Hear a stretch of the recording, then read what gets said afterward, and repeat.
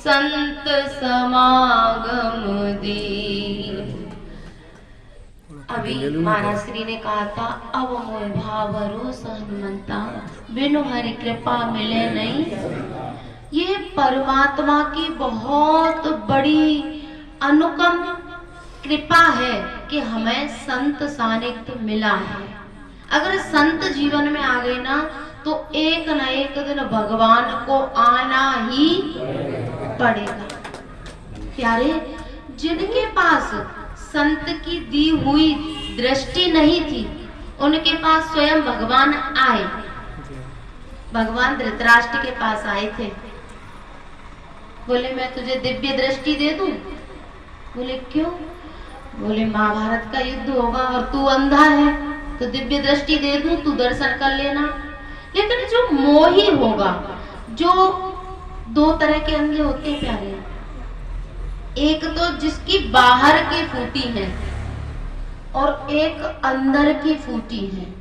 अगर बाहर की फूटी है तो ज्यादा बुरी बात नहीं है, लेकिन जिसकी अंदर की फूटी है, विवेक और वैराग्य की आंखें, वो ज्यादा खतरनाक है। अब धृतराष्ट्र की बाहर की तो फूटी थी, लेकिन अंदर की भी फूटी थी। क्यों? एक संत, और संत नहीं कहेंगे उनको, साक्षात भगवान के अवतार थे व्यास जी। व्यास जी आए, संत के पास दृष्टि होती है, उनको पता है कि भविष्य के गर्भ में क्या छुपा है। व्यास जी आए, बोले मैं दृष्टि दे दूं तो महाभारत का युद्ध देख लेना। बोले नहीं, अब तक मैंने अपने बच्चों के दर्शन नहीं किए, देखा नहीं, अब उन्हें मरते हुए क्यों दिखाना चाहते हो? बोले तो मैं तो दृष्टि देने आया हूँ। बोले मेरा सारथी है ना संजय, उसे दे जाओ। मैं क्या निवेदन करना चाहती हूँ उस बात पे ध्यान देना। प्यासी आए तो धृतराष्ट्र के पास, पर उसने मना कर दी। बोले संजय को दृष्टि दे जाओ। संजय को दे गए। वो पागल ये भूल गया कि कोई महापुरुष कुछ देने आया है तो उसके कोई फायदे ही होंगे। वो डर गया कि मेरे बच्चे मेरी आंखों के सामने मरेंगे, लेकिन वो ये भूल गया कि यदि उसके पास दिव्य दृष्टि होती तो भगवान के विराट रूप के दर्शन भी तो करता। अगर उसके पास दिव्य दृष्टि होती तो जो गीता जी का प्रवचन उपदेश भगवान ने रणभूमि में किया, उसको धृतराष्ट्र सुनता।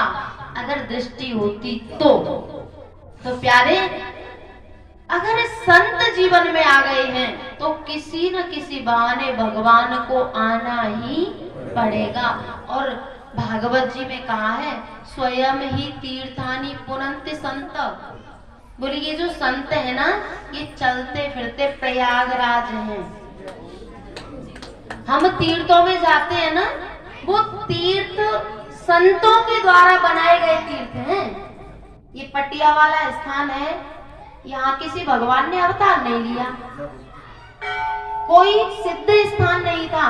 एक फक्कड़ बाबा जी, बैरागी, जिसके पास पहनने को कपड़े नहीं, चलने को गाड़ी नहीं, जेब में 1 रुपया नहीं, आंठी में बांधे नहीं, मांगत में सकुचाए, और हर पीछे पीछे ले फिरे को भूखो नहीं सो जाए। पटिया वाला जो स्थान है ना, कोई भगवान ने अवतार नहीं लिया, कोई सिद्ध स्थान नहीं था। एक पकड़ आके बैठ गया, और आज उससे बड़ा कोई तीर्थ स्थान अपने क्षेत्र में नहीं है। क्यों? स्वयं ही तीर्थानि पुनन्ति संत। ये पकड़ अगर चाल देखो तो साहों के जैसी फक्कड़, जेब में 1 रुपया नहीं है, गाड़ी घोड़ा नहीं है। अगर चाल देखो तो साहों के जैसी, मगर जेब में 1 रुपया नहीं था। कोई भी कितना ही बड़ा राजा भी आ जाएगा ना, तो भी संत को प्रणाम करेगा। तो प्यारे, ये संत चलते फिरते तीर्थ हैं, और ये जहाँ पर बैठ जाते हैं, चाहे पटिया पे बैठ जाएं, चाहे मंदिर में बैठ जाएं, या किसी गांव में बैठ जाएं, वो तीर्थ बन जाता है। जय हो सच्चे दरबार की। तो एसाम संस्मरणात् पुंसाम सत्य सुद्यन्ते वैग्रहा किम पुनर्दर्शन स्पर्श पाद शौचा शनाधि। जब सुखदेव जी आए परीक्षित जी को कथा सुनाने, तब परीक्षित जी ने ये बात कही थी, एसाम संस्मरणात् पुंसाम। और परीक्षित भी कोई ऐसे वैसे वक्त नहीं थे जिन्होंने माँ के गर्भ में ही भगवान का साक्षात्कार कर लिया। तो उन्होंने कहा एसाम संस्मरणात् पुंसाम, बोले जिन महापुरुषों की याद करते ही हृदय पवित्र हो जाता है। एसाम संस्मरणात् पुंसाम सद्य सुद्यन्ते वैग्रहा, सद्य बाद में नहीं, तुरंत तत्काल, सुद्यन्ते वैग्रहा किम पुनर्दर्शन स्पर्श पाद शौचा सनादि। ऐसे महापुरुषों का थोड़ा सा चरणामृत मिल जाए, थोड़ी सी सेवा करने मिल जाए और थोड़ा सा वचनामृत मिल जाए, इससे बड़ा सौभाग्य दुनिया में कुछ भी। तो प्यारे, हम परम सौभाग्यशाली हैं कि ऐसे बैरागी संत अपने बीच में, अपने सानिध्य में रहते हैं। माइक गले को पकड़ रहा है।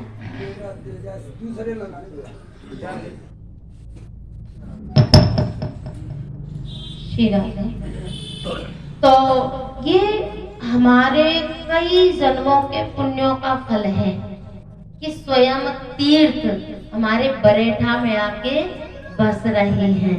और प्यारे, इसका फायदा उठा लो।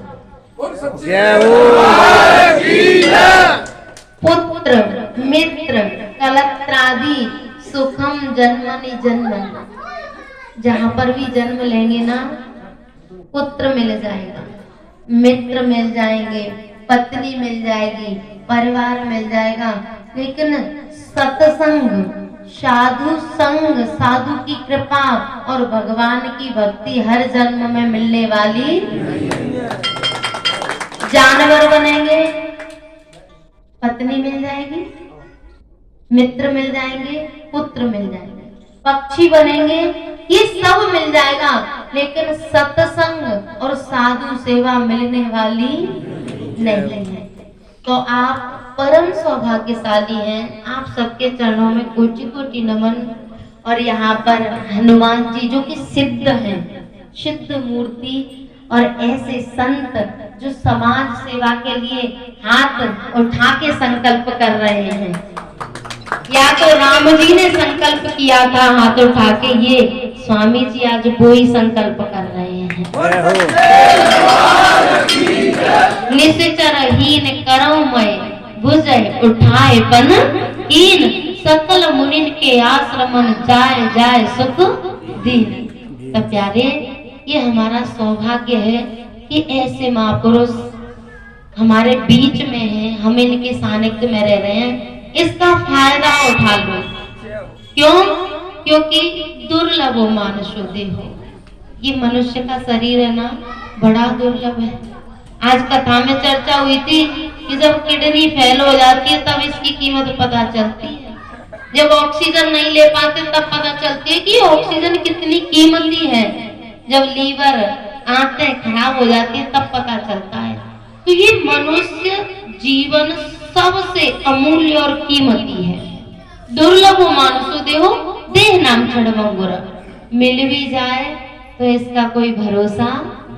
पानी को बबूला है, मिल जाएगा, जाने कब नष्ट हो जाए पता नहीं।